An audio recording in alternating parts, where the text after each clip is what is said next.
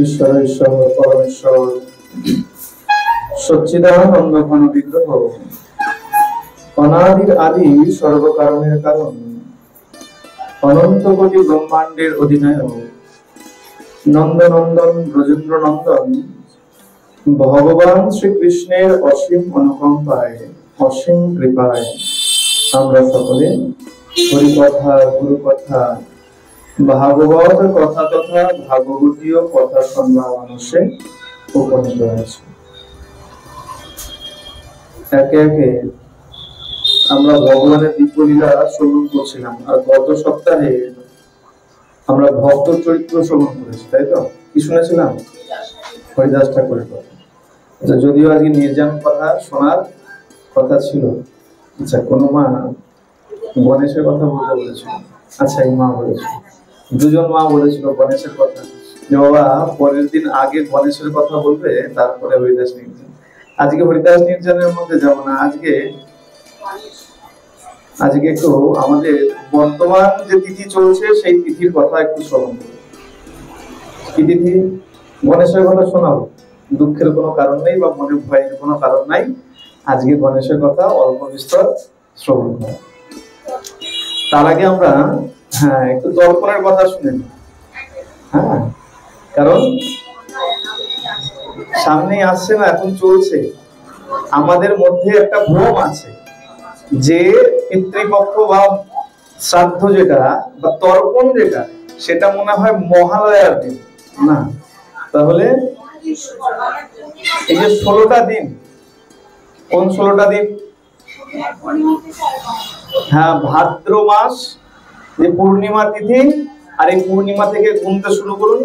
পূর্ণিমা, প্রতিপাদ, দ্বিতীয়া, তৃতীয়া, চতুর্থী, পঞ্চমী, ষষ্ঠী, সপ্তমী, অষ্টমী, নবমী, দশমী, একাদশী, দ্বাদশী, চতুর্দশী, ত্রয়োদশী, চতুর্দশী, অমাবস্যা। এই যে অমাবস্যা পর্যন্ত এই যে 16টা দিন, এই 16টা দিনকেই বলা হয় পিতৃপক্ষ। আর এর কারণ কি? আচ্ছা, এর কারণ জানার আগে জেনে নিই, বছরের কোন যে দিনে যে তিথিতে আপনার যে প্রিয়জন দেহত্যাগ করেছেন পূর্বপুরুষগণ, এই পিতৃপক্ষের সেই তিথিতে তার নিমিত্তে শ্রাদ্ধ শান্তি করা উচিত। মনে করুন বছরের কোন মাসের ষষ্ঠীর দিন কেউ দেহত্যাগ করেছে, আপনি বাৎসরিক কাজ করতে পারেন নাই, তাহলে এই যে পিতৃপক্ষ চলছে, পিতৃপক্ষের মধ্যে যেদিন ষষ্ঠী আছে সেই দিন তার নিমিত্তে শ্রাদ্ধ শান্তি তর্পণ করা উচিত। যদি কারো অষ্টমী হয়ে থাকে তাহলে অষ্টমীর দিন করা উচিত।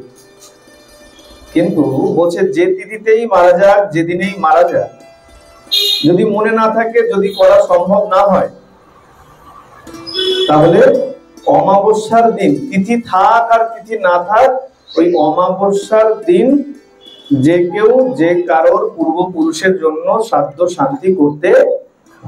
এই কারণে ওই মহালয়ার দিনটাকে আমরা বেশি যাই, কিন্তু এমন নয় যে অন্য দিন শ্রাদ্ধ শান্তি করা যায়। এই 16টা দিন, এই 16টা দিন ভর আপনি তর্পণ করতে পারেন। তো শ্রাদ্ধ শান্তি, পিণ্ডদান, তর্পণ, এর জন্য সব থেকে বিহিত সময় হচ্ছে এই পিতৃপক্ষ। মহালয়ার দিন, অমাবস্যার দিন, এই পিতৃপক্ষের অবসান হয়ে কিসের সূচনা হবে? দেবী পক্ষ বা মাতৃপক্ষ, যাই হোক একই কথা। পিতৃপক্ষ ওটা মাতৃপক্ষ। তবে মনে রাখতে হবে মহালয়ার সঙ্গে দুর্গাপুজোর কোনো সম্পর্ক নাই। তা মিশে গেছে কোথা থেকে? অনেকটা মনে হয় না যে একই রকম মহালয়া। আমরা কেউ মহালয়া শুনি না, অদ্ভুত ব্যাপার। ছোট থেকে আমরাও অনেকবার, আমি অনেকবার বলেছি মহালয়া শুনবো, মহালয়া শুনি না। আমরা কি শুনি? মহিষাসুর মর্দিনী শুনি। এর সঙ্গে মহালয়ার কোনো যোগ নাই। মহালয়ার সঙ্গে পিতৃপক্ষের যোগ আছে। তাহলে এই দিনটাকে এত মিলিয়ে ফেলি কেন? রামচন্দ্র যখন সীতাকে উদ্ধার করতে গিয়েছিলেন, সীতা উদ্ধার করতে যাওয়ার আগে তিনিও তর্পণ করেছিলেন। আর এই যে তর্পণ করেছিলেন এই মহালয়ার ভোরে, সেই থেকে এই দুর্গা পুজোর সঙ্গে কোথাও একটা মহালয়া যেন মিলেমিশে একাকার হয়ে গেছে। এই কারণে আমরা মনে করি মহালয়া মানে দুর্গাপুজো, দুর্গাপুজো মানে মহালয়া, তা কিন্তু মহালয়ার সঙ্গে, মহালয়া শব্দের অর্থ হচ্ছে মহান যে আলয়, আলয় মানে নিবাস। মহালয়া কেন বলে? এই পূর্বপুরুষগণ আপনার দেওয়া জল অন্ন গ্রহণ করে তারা আবার তাদের স্বধামের দিকে ফিরে যান, এই যে নিজের আলয়ে ফিরে যান, তাই একে বলা হয় মহালয়া, আর কিছু না। কিন্তু এখনকার দিনের ছেলেরা তো মানে না। এখনকার বর্তমান সমাজ বলে শ্রাদ্ধ শান্তি করে কি হবে, তাই না? এখন দেখবেন একটু যারা আধুনিক হয়ে গেছে, শ্রাদ্ধ শান্তির ধারে কাছে নেই। হ্যাঁ, তারা মানে কিরকম, মানে বলে সমাজে থাকি তো না মানলে হয় না। যারা কোট শুট বুট পরে ওই তারা কেবলমাত্র টাইটা তুলে রাখে, কি না বলে এটা সম্মান। জানি না আপনাদের জানা আছে কিনা, এরকম দেখা আছে যারা একটু বলে হাই পোস্টে চাকরি করে, তারা কি করে ওই টাইটা পরে না, সে করে বলে না এটা ওই মারা গেছে তো সম্মান, না এভাবে হয় না। বলে কি, বলে আচ্ছা এই তুমি এখানে বসে জল দেবে, পিণ্ড দেবে, আর তোমার পূর্বপুরুষ ওখানে বসে খাবে, এটা হতে পারে? হতে পারে? ভানুর একটা বই ছিল না, যে চিন্তা করিস না, এমন মন্ত্র বলবো যে তুই এখানে বসে কল চাপবি আর তোর ঠাকুমা ওইখানে বসে কটকট করে জল খাবে। ছিল না? কি বইয়ের নাম মনে নাই? জমালয় জীবন্ত, যাই হোক নাম যেটা হবে হবে কিছু একটা, কিন্তু ওই জায়গাটা মনে আছে। বলছে এমন মন্ত্র করবো আর এমন কল চাপবো যে তোর ঠাকুমা ওখানে বসে জল। তা এখন সমাজ কি বলছে, বা এখনকার যে যুবক সম্প্রদায় বলছে এটা সম্ভব নাকি? আচ্ছা যদি সম্ভব না হয় ভালো করে বিচার করুন তো। এখন তো সবার কাছেই, সবার পকেটে একটা করে মোবাইল ফোন আছে। মোবাইল ফোনে নাম্বার চাপলেন, নাম্বার চেপে যেই আপনি ওই কল বাটনটা চিপে দিলেন, অমনি দেখা যাবে সমুদ্র, কয়েক সমুদ্রের পারে আমেরিকাতে আপনার আত্মীয় বসে রয়েছে, অমনি সে ফোনটাকে রিসিভ করে কানে দিয়ে বলছে হ্যাঁ হ্যালো বলো কেমন আছো। কি করে সম্ভব? কি করে সম্ভব? আপনি এখানে আছেন আর আপনার আত্মীয় আমেরিকাতে, সমুদ্র পার করে তারপরে সেখানে রয়েছে, কি করে সম্ভব? যন্ত্র। আচ্ছা যন্ত্র তো নয়, আপনার পকেটে আছে আর তার পকেটে আছে, মাঝখানের পথ। হ্যাঁ কি করে? কোন যন্ত্র আছে? কিসের মাধ্যমে? স্যাটেলাইটের মাধ্যমে। আচ্ছা স্যাটেলাইট পর্যন্ত যেতে গেলে তারও তো কিছু একটা দরকার। আমি আপনার বাড়িতে যাব, কিছু তো দরকার। গাড়ি ঘোড়া না থাক, আমার পা দুটো তো লাগবে, কিছু তো একটা দরকার। কিসের মাধ্যমে যাচ্ছে? বায়ুর মাধ্যমে, হাওয়ার মাধ্যমে, তরঙ্গের মাধ্যমে ভেসে বেড়াচ্ছে। এখনো দেখবেন সরকার থেকে রিসার্চ করা হচ্ছে যে আমরা যে কথা বলি সেই শব্দগুলো এই বায়ুর মধ্যে ভেসে থাকে, সেগুলোকে বিভিন্ন তরঙ্গের বিভিন্ন আকর্ষণ ক্ষমতার দ্বারা আকর্ষিত করে সেগুলোকে মোবাইল ফোনের মাধ্যমে আপনাকে শোনানো হয়। এখন বিভিন্ন রিসার্চ করা হচ্ছে যে ভগবান শ্রীকৃষ্ণকে নিয়ে, চৈতন্য মহাপ্রভুকে নিয়ে অনেক বিতর্ক হয়, এনারা ছিলেন কি ছিলেন না। বলা হচ্ছে তাদেরও শব্দ ধরার চেষ্টা করা হচ্ছে। কেন? বলে এই শব্দ বায়ুর মধ্যে ভেসে রয়েছে। চিন্তা করুন, আপনি এখান থেকে কথা বলছেন আর সেই শব্দ ভেসে বায়ুর মাধ্যমে যদি আমেরিকায় যেতে পারে, এইখানের শব্দ ভেসে কি আপনার পূর্বপুরুষের কাছে পিতৃলোক পর্যন্ত পৌঁছাতে পারে না? মোবাইল ফোন তো আজকের বিষয়, আর আমাদের ঋষি মুনিগণ তপস্যা করে তাদের মন্ত্রের দ্বারা দেবতাদেরকে পর্যন্ত এই ধরণীতে টেনে নামাতেন কিনা? এমন মন্ত্রের জোর অগ্নিদেব অগ্নির ভিতর থেকে প্রকট হয়ে যেতেন। অগ্নিদেব তো এখানে থাকেন না, অগ্নিদেব কোথায় থাকেন? তাহলে তিনি এখানে আসলেন কিভাবে? মন্ত্রের জোর। তাহলে পরে মন্ত্রের জোর যখন আছে, এই মন্ত্রের মাধ্যমে, শুদ্ধ মন্ত্রের মাধ্যমে যদি আপনি পিণ্ড দান করেন, যদি জল দান করেন, তাহলে আপনার পূর্বপুরুষগণ যারা দেহান্ত হয়েছে, যারা পিতৃলোকে অবস্থান করছে, তারাও সেই দ্রব্য গ্রহণ করে। এই দ্রব্য গ্রহণ করাটা কিরকম? এই তর্পণটা বছরে কেন করতে হয় জানতে হবে। আমাদের 365 দিন মানে তাদের একদিন। পিতৃলোকের একদিন সমান আমাদের 365। আমরা যেমন আহার গ্রহণ করি, তাদের নিমিত্তেও যেমন জল, পিণ্ডদান, আহার, বৎসর্গী করা হয় না? বৎসর্গী কেন? তাদের নিমিত্তে আহার দান করা, দান করতে হয় আহার। বলছে তা না হলে কি হয়? বলে পিতৃপুরুষকে যদি আহার দান না করো তাহলে রুষ্ট হয়ে যায়। আর রুষ্ট হয়ে গেলে কি হয়? বলে তারা তোমার রক্ত চুষে খায়। বলে সে কি বলো, তাহলে কি ভূত হয়ে আসবে? না না, ভূত হয়ে আসবে না। যদি পিতৃপুরুষগণ, পূর্বপুরুষগণ যদি সন্তুষ্ট না থাকে, তৃপ্ত না থাকে, তাহলে কি হবে? আপনার বাড়িতে দেখা যাবে খালি ডাক্তারখানার বাড়ি, হাসপাতাল বাড়ি, ডাক্তার লেগেই যাচ্ছে, ছাড়ছে। বুঝি দাদা, পিতৃপুরুষগণ, পূর্বপুরুষগণ তুষ্ট। এই কারণে শ্রাদ্ধ শান্তি করা উচিত। শ্রাদ্ধ মানে কিন্তু কোনো খারাপ কিছু না। অনেকে আমরা মনে করি ওই শ্রাদ্ধ মানেই মনে হয় ভূত প্রেত জড়িয়ে আছে। না, এই শ্রাদ্ধ, পিণ্ডদান, তর্পণ, এই তিনটে কিন্তু একও নয়, জানা আছে? এই তিনটে আলাদা আলাদা। কি করে আলাদা? বলে যাই শ্রাদ্ধ, তাই পিণ্ডদান, তাই তর্পণ, এক কিন্তু নয়। আমরা জিনিসটা খুব গুলিয়ে ফেলি। শ্রাদ্ধ মানে কি? শ্রাদ্ধ মানে হচ্ছে শ্রদ্ধার সঙ্গে পূর্বপুরুষদের স্মরণ করার নামই হলো শ্রাদ্ধ। শ্রাদ্ধ কথাটা এসছে শ্রদ্ধা শব্দ থেকে। এটা কিন্তু কোনো ভূত প্রেতের সাথে জড়িয়ে নেই, না ভূত প্রেত স্মরণ করা মানে শ্রাদ্ধ তা নয়। শ্রদ্ধার সঙ্গে পূর্বপুরুষদেরকে স্মরণ করার নামই হলো শ্রাদ্ধ। তাহলে পিণ্ডদান কি? পূর্বপুরুষদের নিমিত্তে আপনি যে অন্ন, যে খাদ্যদ্রব্য দান করছেন তাকেই বলা হয় পিণ্ডদান। পিণ্ড যখন দেয় দেখেছেন তো, আগে অন্ন বানিয়ে তার সঙ্গে কালো তিল, ঘি সংযোগ করে, বিশেষ রীতি আছে, কুশের ওপরে সেগুলোকে অর্পণ করতে হয়।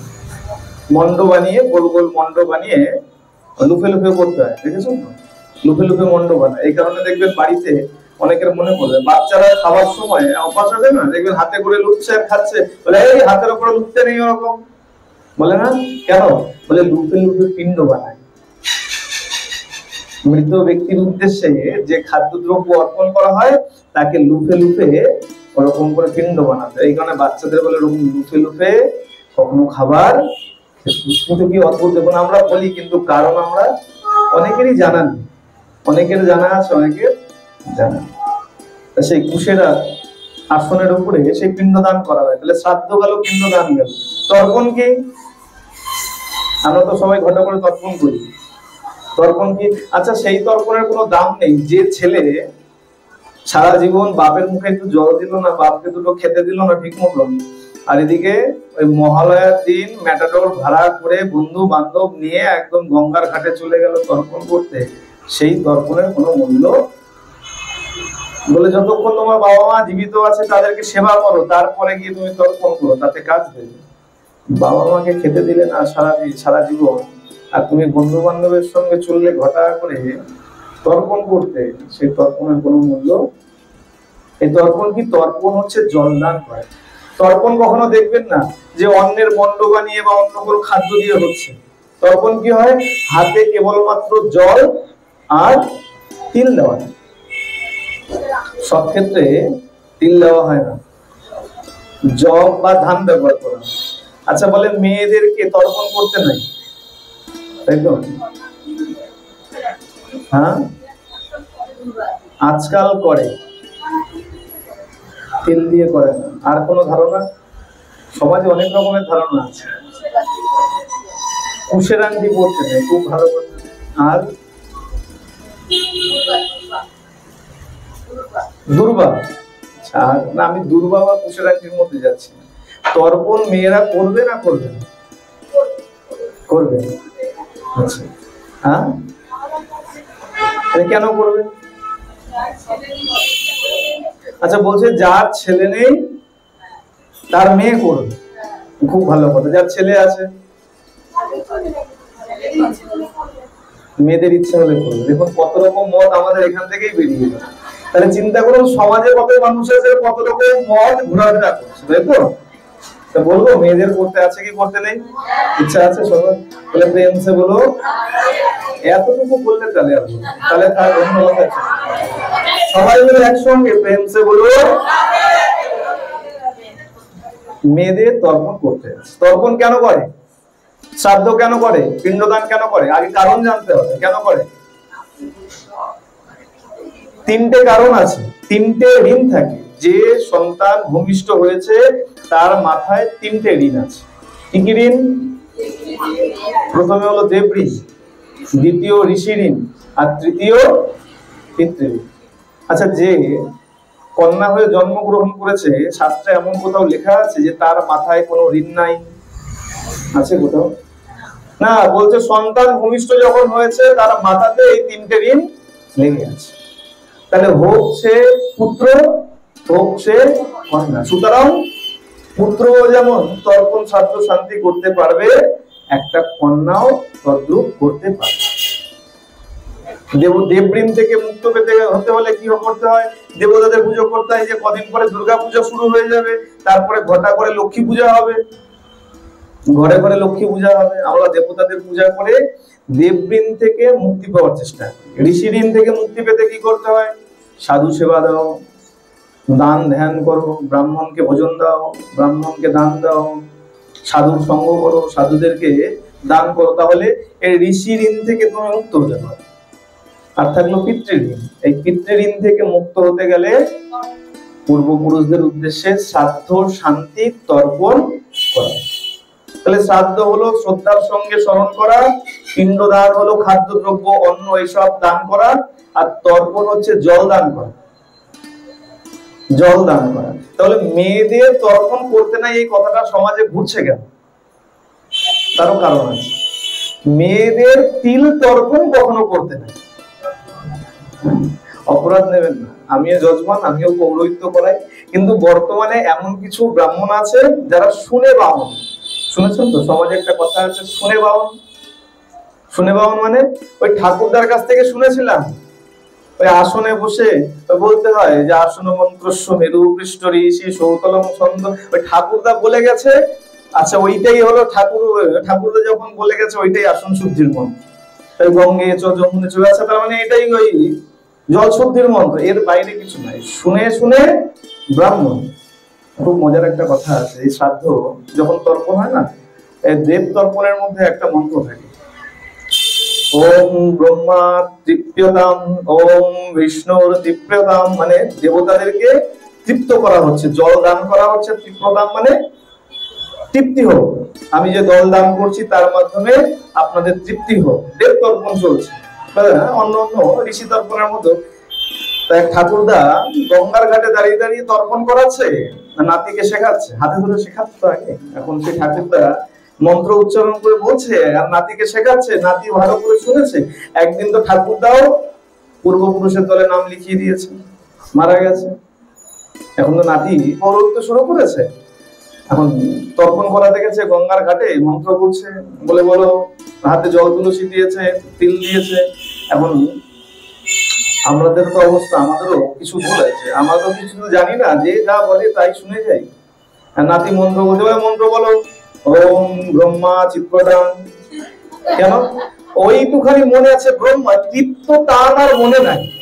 সংস্কৃত শব্দ তো, যদি না মেলে তাহলে তো অসুবিধা হয়ে যায়। দেখবেন কখনো কখনো যখন এই বন্দনা করি তখন বারবার বলি সবাই চুপচাপ থাকবেন। কেন? বলে মুখস্থ জিনিসও কখনো কখনো দেখা যায় আমাদের স্মরণে আসতে চায় না। কেন? মন যদি এদিক ওদিক হয়ে যায়, যে রাস্তা দিয়ে হাঁটছি সেই রাস্তা থেকে যদি অন্যদিকে চলে যায়, তখন কি হয়, মুখস্থ জিনিসও ভুল হয়ে যায়, এদিক ওদিক হয়ে যায়। এখন সেও শুনতে শুনতে অতটুকু শুনেছে, বাকিটা আর তার মনে নাই। এখন এই তৃপ্ততমের জায়গায় চিত্তটা, এদেরকে বলা হয় শুনে না।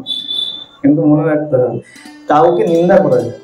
আপনি দেখছেন যে আপনার পাশের বাড়ির ব্রাহ্মণ, সে ভালো পুজো করায় না, তাই বলে তাকে কিন্তু কখনো অপমান বা কটু বাক্য করবেন না। কেন?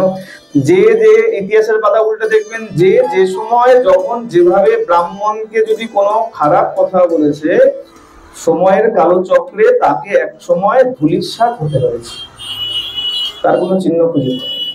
কেন? বলে দৈবাধীনম জগৎ সর্ব মন্ত্রাধীনম চ দেবতা তে মন্ত্রা ব্রাহ্মণাধীনম তস্মাৎ ব্রাহ্মণ দেবতা। এই দৈব জগৎ, এই জগৎ হচ্ছে দেবতার অধীন। আর এই দেবতা কার অধীন? মন্ত্রের অধীন। আর এই মন্ত্র কার অধীন? এই মন্ত্র ব্রাহ্মণের অধীন। কখনো দেখেছেন দেবতারা মন্ত্র উচ্চারণ করছে? না, ব্রাহ্মণ ঋষিগণ মন্ত্র উচ্চারণ করছে, আর সেই মন্ত্রের জোরে দেবতাগণ এসে সেই দ্রব্য গ্রহণ করছে। তাহলে সেই মন্ত্র ব্রাহ্মণের অধীন, তাই সেই ব্রাহ্মণকে দেবতার সঙ্গে তুলনা করা হয়েছে। এগুলো হচ্ছে ব্রাহ্মণকে সম্মান করবে, কখনো কটুবাক্য।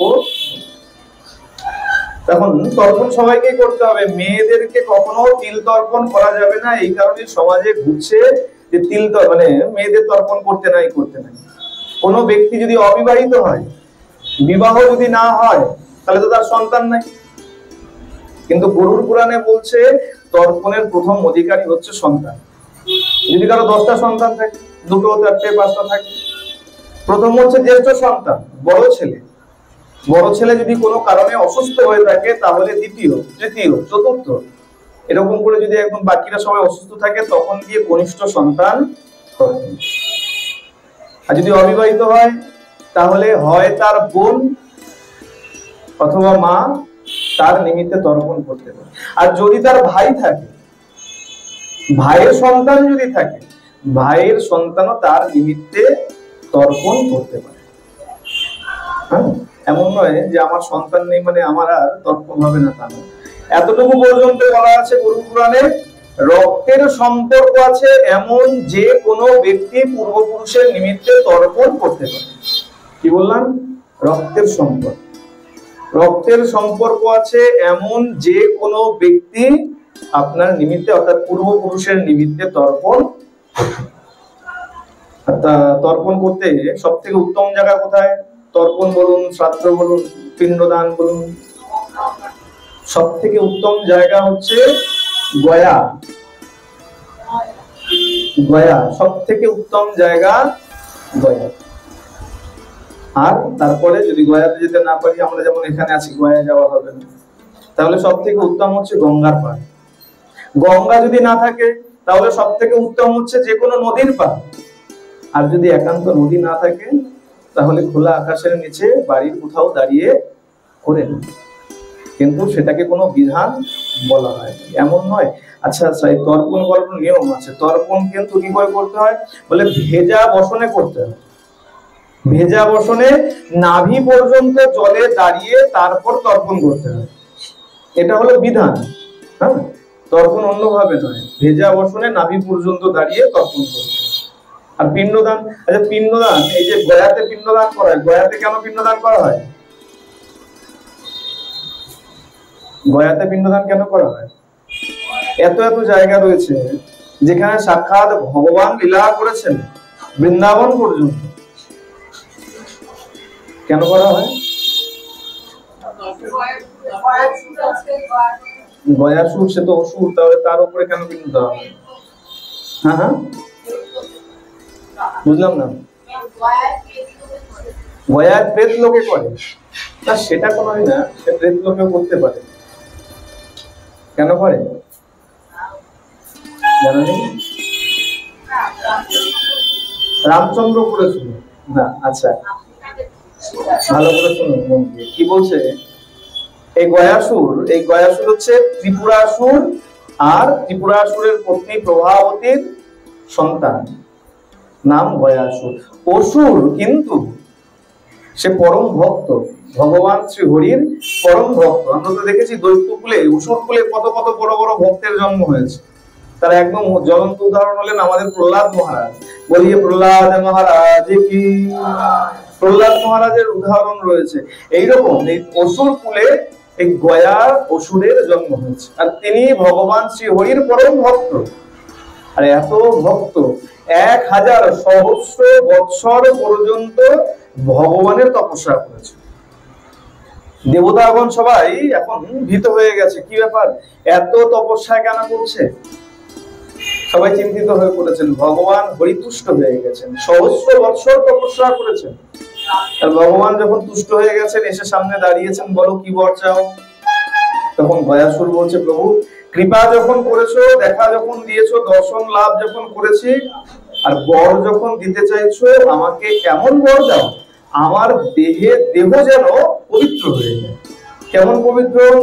আমাকে যদি কেউ স্পর্শ করে, তাহলে তার মুক্তি হয়ে যাবে। কেমন পবিত্র বললো? আমার দেহকে যদি কেউ স্পর্শ করে তৎক্ষণাৎ তার মুক্তি হয়ে যাবে।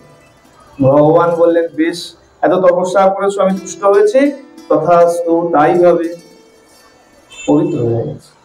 কেমন পবিত্র? যে যেখানে যত পাপ করে এসে গয়াসুরকে স্পর্শ করে আর তার মুক্তি হয়েছে।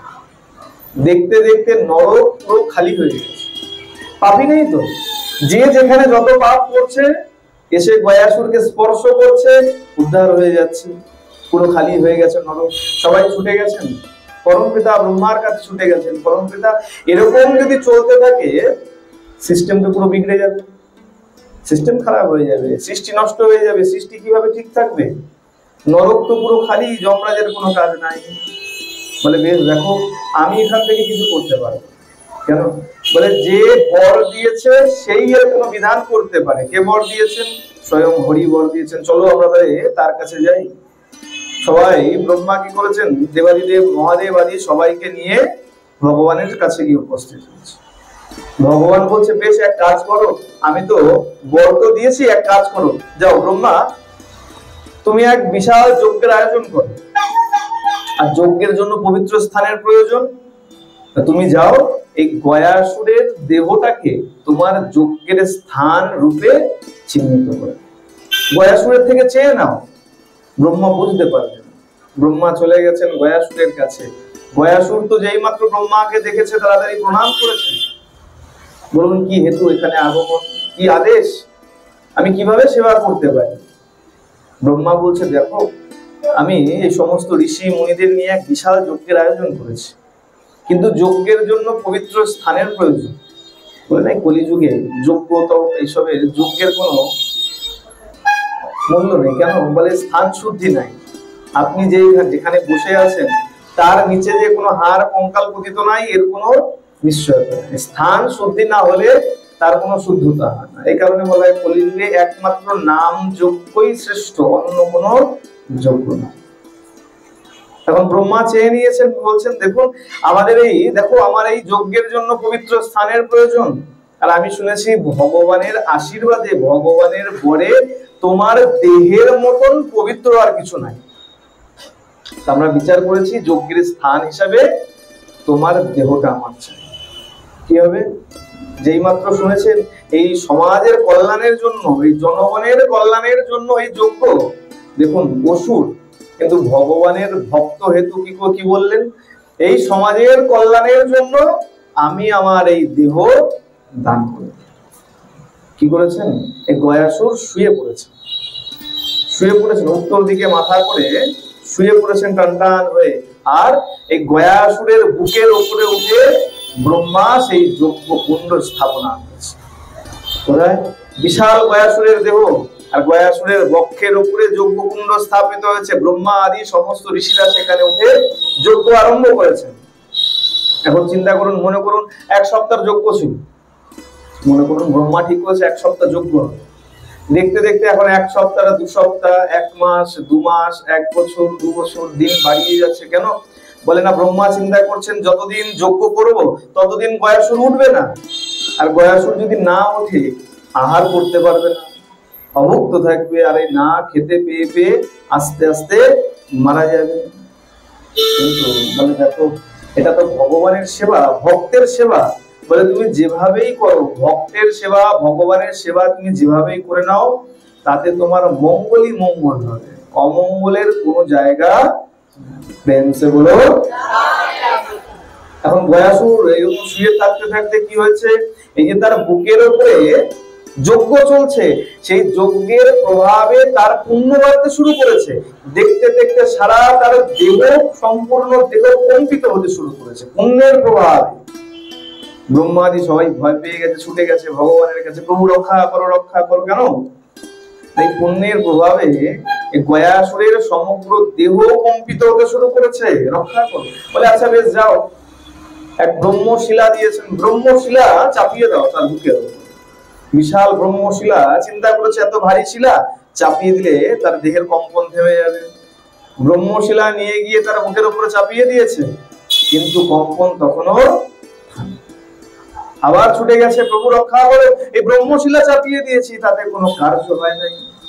ভগবান বললেন বেশ তোমরা যাও, আমি আসছি। সবাই এসছে, ভগবান এসছেন। এই যে গয়াসুরের বুকের উপরে যে ব্রহ্মশিলা রাখা রয়েছে, ব্রহ্মশিলার উপরে ভগবান একটি চরণ রেখেছে। আর কি করেছেন জানা আছে? আর নিজের গদা উঠিয়ে একদম সজোরে গয়াসুরের বুকের উপরে এক আঘাত করেছে। যেই আঘাত করেছেন অমনি দেখতে না দেখতে গয়াসুরের দেহের কম্পন থেমে গেছে, গয়াসুরের উদ্ধার হয়ে গেছে। ভগবানের কাছে গয়াসুর এসে বলছে, প্রভু তুমি আমাকে অনেক কৃপা করেছো। ভগবান বলেন, আমি তোমার এই ভক্তিতে অত্যন্ত প্রীত হয়েছি, বলো তোমার কি বর চাই। একবার বর দিয়েছিল, দেহ পবিত্র হয়ে গেছে। আবার ভগবান বলছে, বলো তোমার কি বর চাই। গয়াসুর বলছে, প্রভু আমি তো এই দেহে আর থাকতে পারবো না। ভগবান বলছে, না গয়াসুর, এই দেহে তুমি আর থাকতে পারবে না, তোমাকে এখন এই দেহ ত্যাগ করে যেতে হবে। আচ্ছা বেশ। দেখুন, যে সৎ ব্যক্তি হয় সে সবসময় অন্যের ভালো চায়। সাধু কাকে বলে? এই আমরা বলি না সাধু, সাধু হওয়া বড় কঠিন, বৈষ্ণব আরো কঠিন। সাধু হওয়া অনেক কঠিন। সাধুকে বলে সহজ নিয়ম জেনে নাও, যে অপরের দোষ দেখে না সেই সাধু। আর কিছু দেখতে হবে, সহজ জিনিস দেখে না, যে অপরের দোষ দেখে না, এই কাজটাই ভালো করে না, এই কাজের মধ্যে দোষ আছে না, তাহলে তুমি সাধু হলে না। যে অপরের দোষ দেখে না সেই হলো সাধু। গয়াসুর কি বললেন? বলে প্রভু আমি তো আর এই দেহে থাকতে পারবো না, বেশ তুমি যখন বর দেবে এই বর দাও, এই দেহ যেন ঠিক তেমনই পবিত্র থাকে আমি যতক্ষণ এই দেহের মধ্যে ছিলাম। আর এই যে তুমি চরণ রেখেছো, এইখানে এসে যে ব্যক্তি তার পূর্বপুরুষের নিমিত্তে শ্রাদ্ধ তর্পণ করবে, তার পূর্বপুরুষ যেন উদ্ধার প্রাপ্ত। ভগবান বললেন তথাস্তু, তাই হবে। দেখবেন গয়াসুরের ওখানে ভগবানের একটি চরণের চিহ্নের ছাপ আছে, দুটো না, একটা চরণের আছে। যাওয়া আছে কারো? তো গেছেন? আচ্ছা দেখবেন এখন মোবাইলেও দেখা যায় একটা চরণের ছাপ দেয়। ভগবান সেই যে চরণ রেখেছিলেন সেই চরণের ছাপ, সে ব্রহ্মশিলার উপরে সেই চরণের ছাপ। আর এই যে গদা দিয়ে প্রহার করলেন, ভগবানের একটা নাম হয়ে গেল। কি নাম হলো? গদাধর। বলিয়ে গদাধর ভগবান কি। যে গদা দিয়ে প্রহার করলেন তাই তার নাম হলো গদাধর। এ কারণে বলা হয় গয়াতে পিণ্ডদান সব থেকে উত্তম। তাছাড়া অনেক অনেক তীর্থে পিণ্ডদান করা যায়, কিন্তু গয়াতে সব থেকে উত্তম মান্যতা। অনেকে দেখা যায় যে আত্মহত্যা করলে পরে গয়াতে, প্রেত গয়ায়, মা বললো প্রেত গয়ার কথা, প্রেত গয়ায় গিয়ে পিণ্ডদান করে। আচ্ছা তার থেকে সব থেকে ভালো কথা গরুড় পুরাণে বলা হচ্ছে যে আত্মহত্যা করে তার নিমিত্তে কখনো স্বার্থ শান্তি এইসব করতে নাই। আরো কি বলছে যে আত্মহত্যা, বলে আত্মহত্যার মতন পাপ আর দ্বিতীয় পাপ নাই। এই কারণে আত্মহত্যা যদি করেছে তার নিমিত্তে চোখের জলও ফেলতে নাই।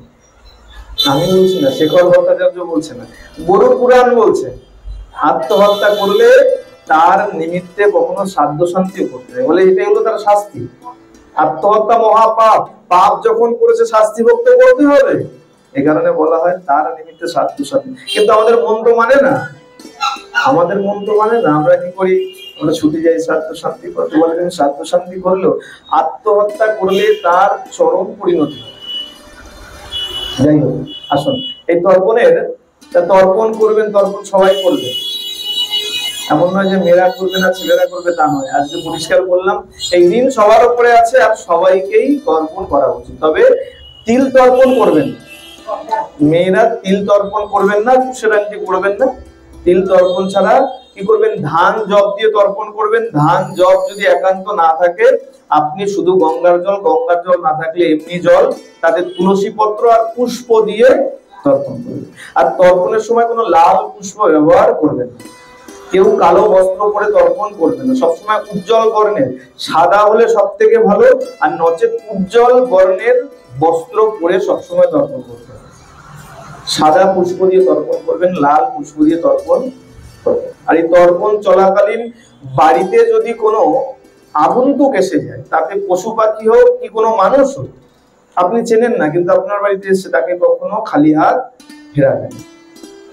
ভিক্ষুক চলে আসুক, কি কোনো ভিখারি চলে এসছে, কোনো সাধু বৈষ্ণব চলে এসছে, তাকে কখনো ফেরাতে নাই। কেন? বলে তোমার পূর্বপুরুষ কোন রূপ ধরে তোমার কাছে আসবে তা তুমি জানো। এই কারণে বলা হয় এই সময় বাড়ির সামনে একটি খাবারের পাত্র এবং একটি জলের পাত্র রেখে দেবে, কারণ তোমার পূর্বপুরুষ কোন রূপ ধরে তোমার বাড়িতে আসবে তুমি বুঝতে পারবে না। এখন দেখেন না, যখন কেউ মারা যায় কাজ হওয়ার আগে পর্যন্ত বাড়ির সামনে একটা বাঁশের খুঁটি লাগিয়ে তাতে একটা সরা দিয়ে রাখা হয়, জল দিয়ে রাখা হয়, হয় না? আর রোজ সকালবেলা উঠে তার নিমিত্তে বাইরে খাবার দেওয়া হয়। কেন? বলে সে এসে খাবে। আর বলা হয় যদি দ্বার কাক এসে খেয়ে যায়, যে কোনো কাক না, দ্বার কাক, তাহলে মান্যতা দেওয়া হয় যে হ্যাঁ তোমার পূর্বপুরুষই এসে সেটা গ্রহণ করেছে। কেন? এই দ্বার কাককে বলা হয় জমের দূত, তাদেরকে আদেশ আছে। তাই যদি দ্বার কাক মানে এমনি কাক নয়, কিন্তু দ্বার কাক বুঝতে পারছেন, একটু সাইজে বড় হয় আর কুচকুচে কালো হয়। এমনি কাক দেখবেন একটু মুখের দিকটা সাদা সাদা মতো থাকে, কিন্তু দ্বার কাক একদম কুচকুচে কালো আর একটু বড় হয়, তাই না? তাই দ্বার কাক যদি গ্রহণ করেছে তাহলে মানতে হয় যে না, এই দ্রব্য আপনার পূর্বপুরুষে। খুব বেশি দেখা যায় না, ঠিক কথা। আগে থেকেই, অনেক আগে থেকেই দ্বার কাকের একটু সংখ্যাও কম, মানে খুব কম দেখা যায়। যাই হোক, এই হলো তর্পণের বিধান। তা সবাই পূর্বপুরুষের নিমিত্তে তর্পণ করবেন। আর তর্পণের, আচ্ছা আসুন এবার একটু গণেশের কথা শুনে নি। অল্প করে একটু গণেশের কথা শুনে নি, কারণ মায়েরা দুদিন ধরে আমাকে বলেছে, আগের দিন বারবার বলে গেছে যে বাবা আর যাই হোক পরের দিন যেন গণেশের কথা।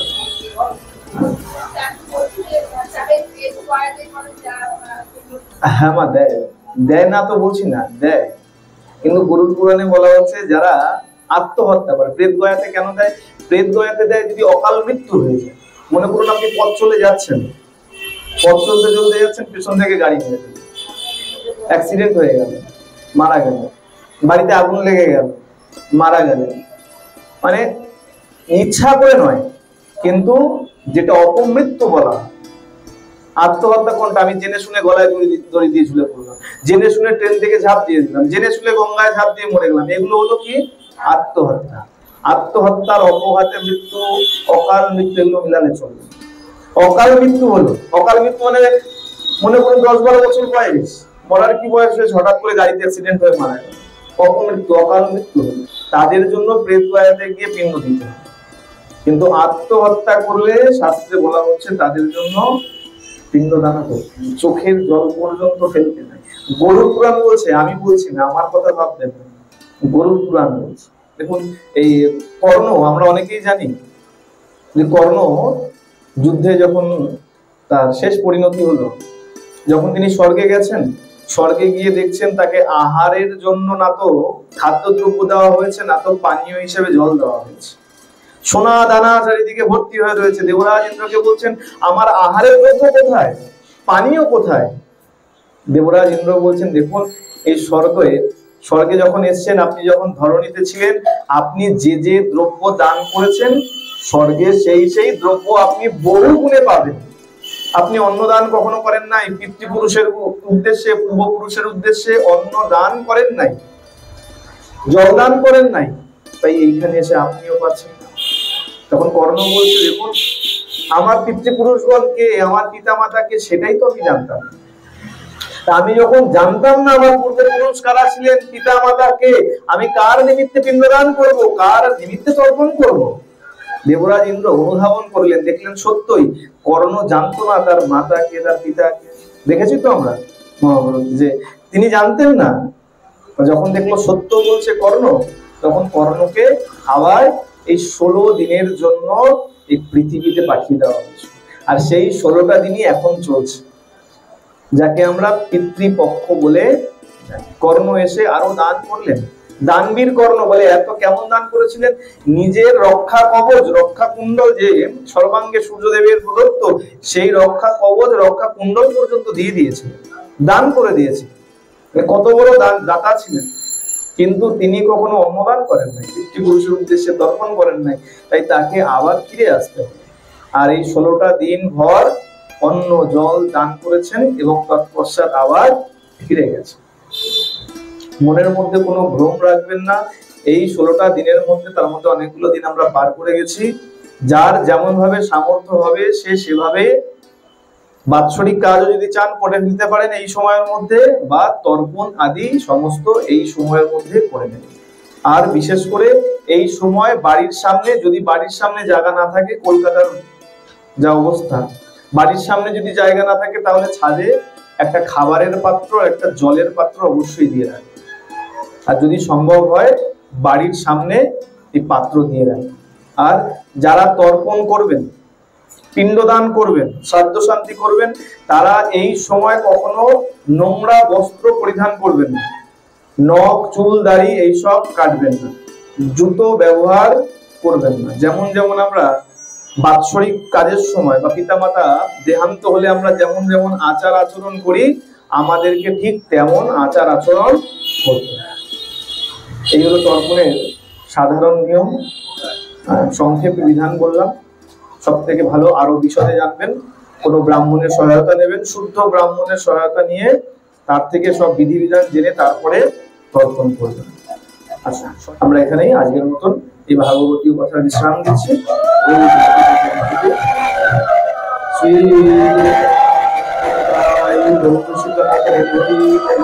শ্রী শ্রী সাধু গুরু বৈষ্ণব প্রেমানন্দে হরি হরি বল।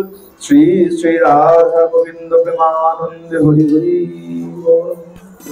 ভক্ত বৎসল ভগবান কি, রাধা মাধব কি, জগন্নাথ দেব কি, বলভদ্র কি, সুভদ্রা मैया की, सुदर्शन चक्र की, चारि धाम की, चारि संप्रदाय की, भोलानाथ महेश्वर की, जोग माया की, अनंत कोटि साधु वैष्णव की, आपन आपन गुरु महाराज की, आपन आपन पिता माता की, निताई गौर सीतानाथ हरि हरि बोल, हरि हरि बोल, हरि हरि बोल।